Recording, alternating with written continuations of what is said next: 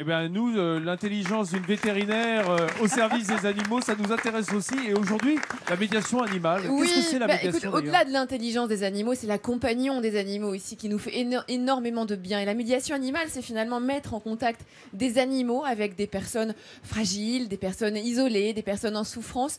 Le tout encadré par des professionnels. C'est ce qui se passe dans cette maison de retraite qui se situe à Saint-Agathon, une maison de retraite toute particulière. Elle est entourée d'un parc de 5 hectares dans lesquels vivent des animaux. Et donc les résidents peuvent à la fois s'occuper des animaux, les animaux peuvent venir rendre visite aux résidents dans leur chambre et certains résidents peuvent même avoir leur propre animal, le conserver, tu sais, car souvent malheureusement on est obligé de se séparer de son animal quand on est en maison de retraite.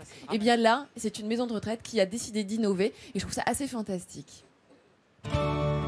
Dans les Côtes-d'Armor, cette résidence pour seniors a une particularité et pas des moindres. Elle compte plus d'animaux que de résidents. Wallabies, biches, rennes, des animaux tous plus surprenants les uns que les autres, que l'on peut croiser dans des lieux tout aussi étonnants. On y va, doucement. Cet alpaga est un habitué. Aujourd'hui, il est attendu dans la chambre de Marcel. Bonjour. Bonjour, Julie. Pour elle, c'est plus qu'une rencontre, c'est un échange. Ouais. Eh ben, il a compris qu'il me faisait du bien. Il a posé son petit museau sur mes genoux. Désormais, des liens très forts unissent Marcel à ses animaux, à tel point que dans sa chambre, les photos de famille ont été remplacées par celles de ses nouveaux amis. Si on veut mettre un échantillonnage de photos de tout le monde, il y aura forcément des jaloux. Moi, ce qui me reste maintenant de globaliser en affectif, dirons-nous, c'est mon alpaga Toto qui me rappelle mon premier amour. Lydie travaille ici. Elle est la première à voir la joie qu'apportent ces animaux dans les chambres. Je fais de la médiation animale, donc les animaux viennent régulièrement rendre visite aux résidents. Parce que je trouve que c'est important de donner un peu de vie à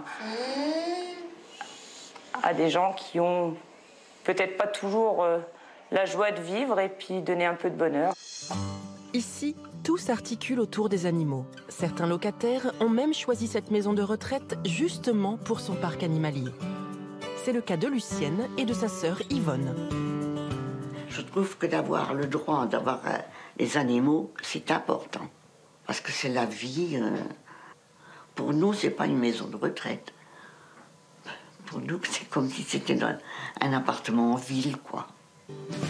De son côté, Paul va à la rencontre de ses animaux préférés, les ânes. Il les brosse, les nourrit et depuis quelques semaines, il s'occupe tout particulièrement de ce nouvel arrivant. Ah, la petite, elle tire déjà la corde.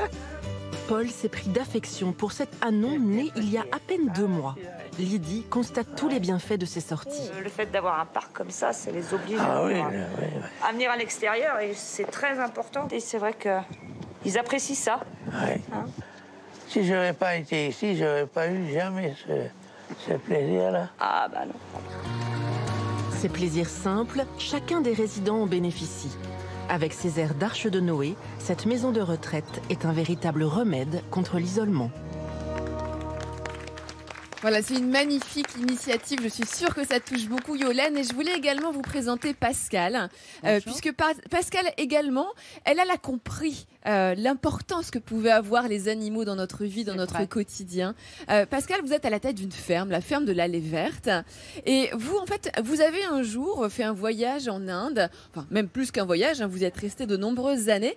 Et c'est là que vous avez appris à quel point, finalement, les animaux pouvaient contribuer à notre vie quotidienne, que l'on pouvait vivre en harmonie, les animaux, les hommes et la nature. Oui. Les Indiens pensent que la terre nous nourrit, que tout est important.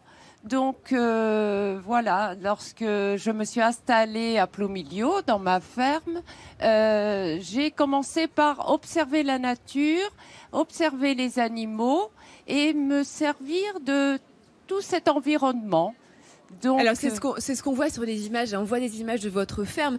Finalement, vous avez énormément d'animaux, à peu près une centaine. Oui. Et de chaque animal, je vais dire, vous tirez profit. Mais c'est pas tellement vous tirez profit, parce que c'est un échange finalement de bons procédés entre vous et les animaux. Puisque vous allez utiliser par exemple les chèvres pour faire de l'éco-pâturage, les chats pour faire de la chasse aux mulots, aux souris.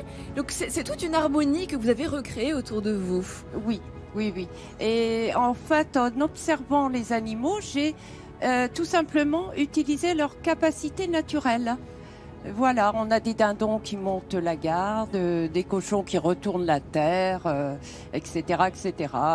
Les jarres et les oies entretiennent l'herbe autour des bâtiments et tout le monde est heureux et vit en harmonie. Voilà, et finalement c'est un autre exemple que je voulais vous montrer justement de ce qu'on vient de voir entre ce qu'on a dit avec Yolène, l'intelligence animale aujourd'hui qu'on a tendance à oublier, entre à quel point les animaux nous aident à vivre, on l'a vu dans cette maison de retraite, et vous, voilà, vous arrivez à utiliser toutes les capacités des animaux pour finalement aussi vivre un petit peu quasiment en autonomie, et puis c'est ce que vous transmettez aussi à votre fille Victoire qui est ici. Oui, voilà. Merci, merci beaucoup. Merci. Pascal Merci. de témoigner avec nous, avec toutes vos petites chèvres, et on voit qu'en tout cas les enfants sont très attirés par les animaux. Ils ont compris, comme toujours. Oui. Ils ont compris qu'il y a beaucoup d'animaux qui sont beaucoup plus intelligents que beaucoup d'humains qu'on connaît. On dira pas de nom. Pas ce matin, Yolène.